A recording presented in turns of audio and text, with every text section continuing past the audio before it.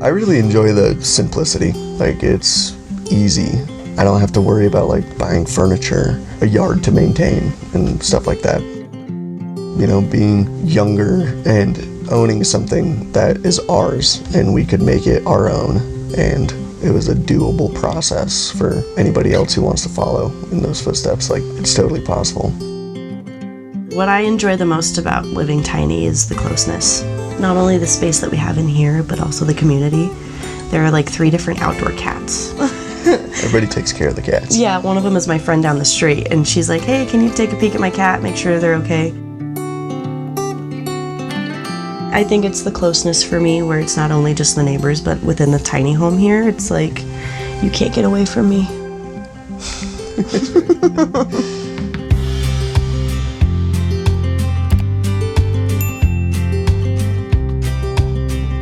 Hey, I'm Ty. And I'm McKenna.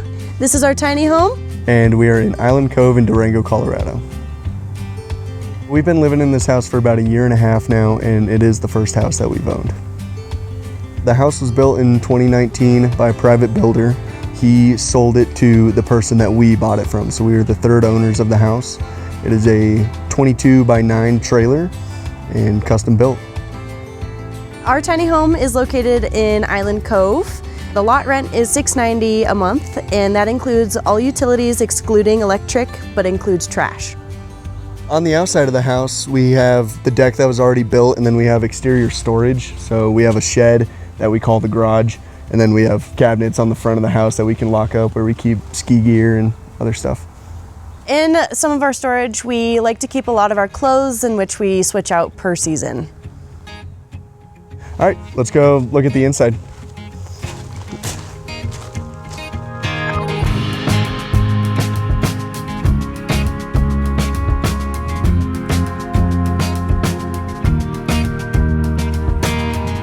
Welcome to our tiny home. It is about 200 square feet. This is our best friend Rex. We call this place his big dog house. When we first saw the house, our first impressions weren't the greatest. It had a weird paint job, some things were laid out a little weird, but it didn't deter us. We still loved the house, and so we figured that we could make it our own.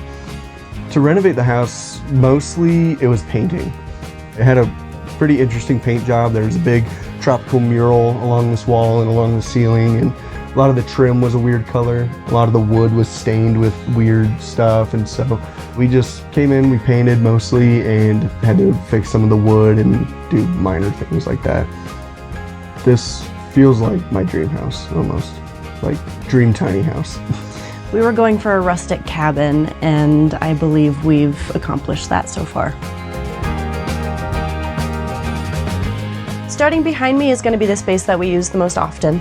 We use it as a living space, a dining room, and an office. We've got a swivel table here that goes 360 degrees to whatever needs that we have. Our couch obviously is custom made, so we have our own couch cushions here, and underneath we end up having a little bit of storage space for whatever we need to store underneath. This is Rex's perch, as we like to call it. When one of us or neither of us are home, we always end up seeing him in the window. He's always our best welcoming crew. The biggest takeaway from this house that really caught Ty and my eye was the natural light that this house gives. The ability that all of these shades are able to go all the way up and then all the way back down from either end. We both really just enjoy natural light. It also just gives the house that warm, homey feeling that we enjoy. We have had family over before, and it's a bit of a tight squeeze, but ultimately we each have our own side of the couch, and Rex just kind of goes wherever he fits, and this is definitely the place we enjoy hanging out together the most. One thing that I'd like to modify and change about this space here is going to be the couch cushions. As you can see, it's a little disheveled, but I will have to go about that DIY, as this was custom made by the previous owners. So therefore, I'd like to at least change that. On this side of the living, dining, office space, we did end up having to paint everything that you can see here. This is where that tropical mural was when we first moved in. It wasn't necessarily our speed, so that's when we first started painting here. In this area, we end up having some more space for clothing. This is where my drawer is, ties us off to the other side. This space is a bit more seating space, but also when it is time for us to go up for the night, this space does need to be cleared for our dog to get up the stairs. This here is going to be our closet. As you can tell, it is open. We do plan on finding some different ways to maybe enclose this. We don't have a lot of space for any mirrors, so we were thinking at one point to get a sliding mirror to at least cover one, if not both sides of the closet, or even just getting some wires and hanging some curtains here just to cover that space. In the winter and summer months, we do end up changing out this closet as it is still such a small space for 2 different people year round. The space above it is going to be where we keep our laundry, our detergent, our drying sheets, and any miscellaneous stuff that we use on a daily basis. We like to keep this space pretty open. We don't like too much clutter up here, as it is kind of right when you walk into the house. Above here, Ty has all of his hats hung. He does love a good hat, but that is also where he keeps his Bibles and all of his necessities in order to keep it up and out of the way.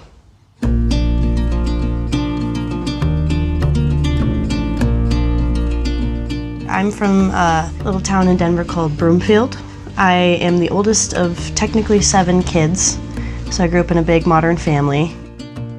Born and raised in Durango, Durango native. Parents worked for the fire department all growing up, and so it was very natural for me to eventually go into that career field.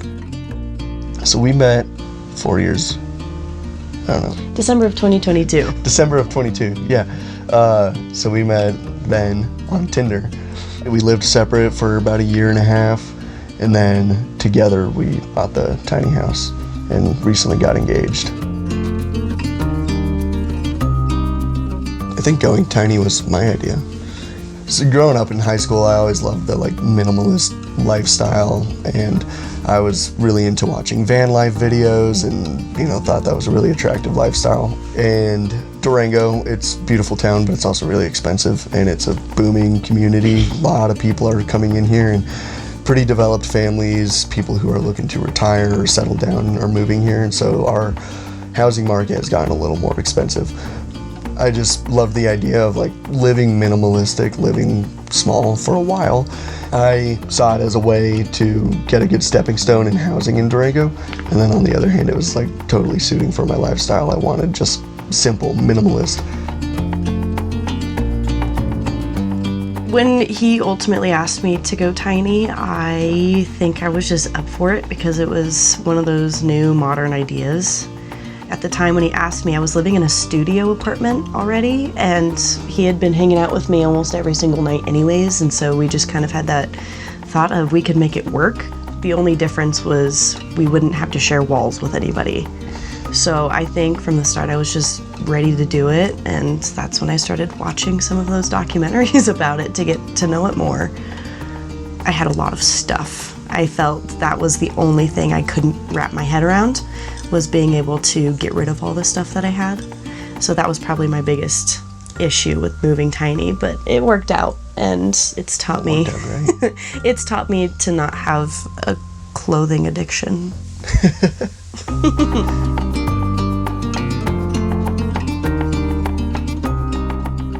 So right here, this is the middle of the house towards the back end. Starts with the TV as kind of the divider, and so we've got the TV hanging there, and then good counter space. This is one of our big selling points of the house, was an actual decent sized kitchen where we had a real size counter, full size appliances and stuff, but we've had to do little things to make it work. We got this fruit basket that we've kind of determined is where we put our wallets, our keys, glasses, miscellaneous dog toys, extra stuff, and then kind of works its way around just plants and random stuff. Sink, full-size sink was really nice to have. How we do our dishes, we'll lay out a towel over here, and then we have the drying rack that we can put on it so it's not out all the time. And then we've got our toaster oven. It's also just where we heat up our food generally, leftovers and stuff. Hanging pots and pans was huge, just storage wise. There's not a lot of cabinetry, there's not a lot of shelves for these to live on, and so I think being able to hang them really keeps them out of the way, and it adds kind of a nice aesthetic to the place. Stove, it's a normal gas 4-burner stove.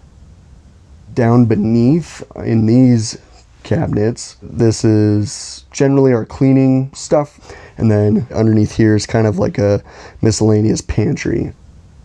And then continuing around, we have Rex's corner. This is his domain. It's where he gets his meals. And then we have our AC unit underneath here. And then these shelves here were probably the trickiest to work around. It's all of our dishes, our silverware, all of our cooking utensils and stuff. I feel like the kitchen has a great feng shui to it. It's super operable, mostly for one person at a time, but both of us can move pretty freely in here. Typically one person gets the stove, and then one person can do other prep over here, but it kind of varies depending on what we're cooking. I feel like it's super functional.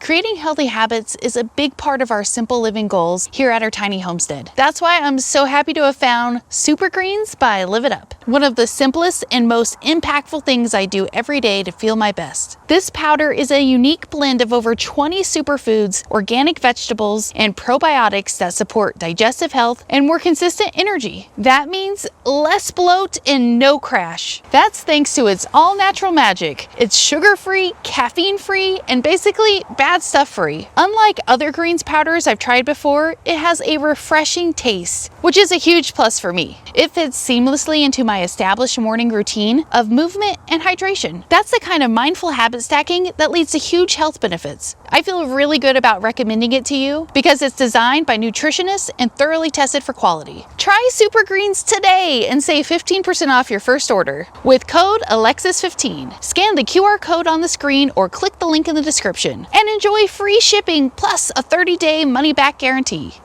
Moving to the back of the house, this is going to be our bathroom. It's separated by a barn door, so slides in and out. It's pretty nice. And then in here, it's a full-size shower, or at least full-size for 2 people. It's got nice rain-down shower head. It's wood. It's tiled super nice, and it drains perfectly fine. And then our sink, obviously, we kind of use this area as just storage for, everything that you need in the bathroom. And then this was a recent addition, was the wood drying area. This area of the tile would seem to get really wet when we showered, and so if you had to come brush your teeth or something in the morning, kind of sucked to stand in the wet puddle, so you'd have to stand off to the side all awkwardly. So this has been a game changer as of the last couple of days. Over here, pretty small cabinet area, just our general, bathroom stuff that you need, medicine cabinet, everything.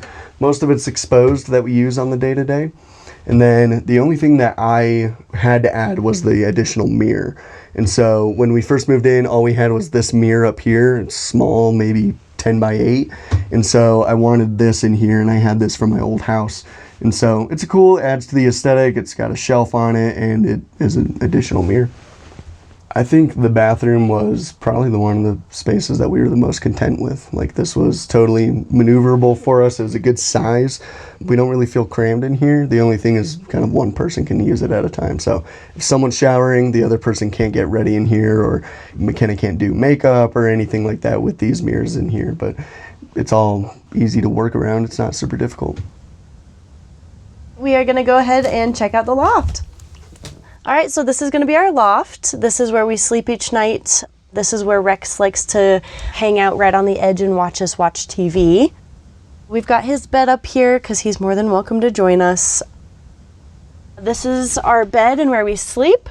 As you can see, there's not much space from the bed to the ceiling. So it does get a little tricky when it comes to not only crawling up into bed, but also making the bed after washing the sheets. That is definitely a process for us.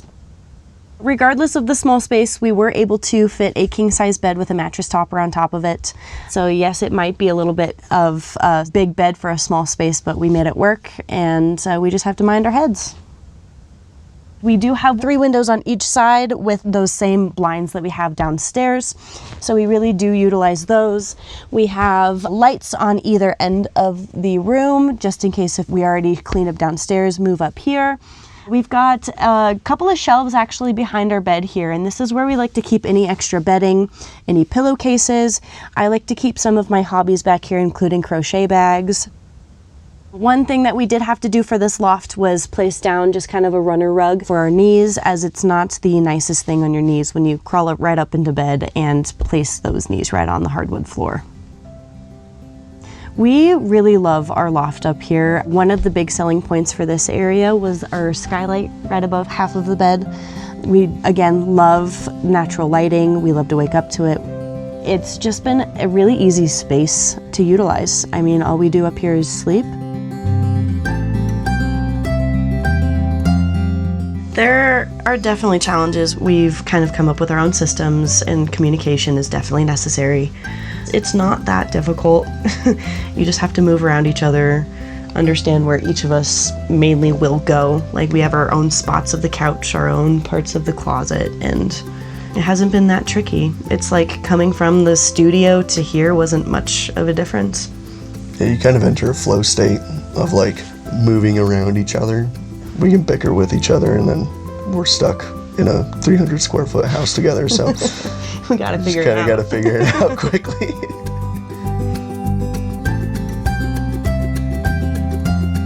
Eventually went to a bank, applied for a personal loan. I was open with why I wanted the loan and what it was, and so was able to get it. The loan amount was $70,000, and then we were able to put $10,000 down. So in total, we got the house for $80,000. Renting in Durango is pretty expensive unless you live with a lot of people. I was paying a total of $2,800 a month in that last house that I was in, and that was split between me and all my roommates. We each got our own room, and we had to share 2 bathrooms, and you know, it was fine, it was doable, it was fun, but it's not optimal for a long period of time. I was paying $1,600 a month for a studio, just me. That's pretty expensive, but that's Durango. We pay cheaper than what we actually would have spent for renting a tiny little studio. It's not cheap, but it's not expensive. Oh, I love Shannon. I love the great. property owner. She's just always on top of things. And I think she has a special little place in her heart for Tiny Town. So Island Cove is a trailer park community mainly, and there's a single road with 10 to 15 tiny homes on it, and it's called Tiny Town. We moved in, and the first day we moved in, I think 3 different neighbors came to introduce themselves. It was during the summertime, it was in June, so our across the street neighbors, they had a barbecue that night, and everybody was just extremely kind and welcoming. And the beauty about it was once we got to know them, we definitely got the opportunity to go see other tiny homes and their layouts. And I think that was the one that I was most excited about. That was cool.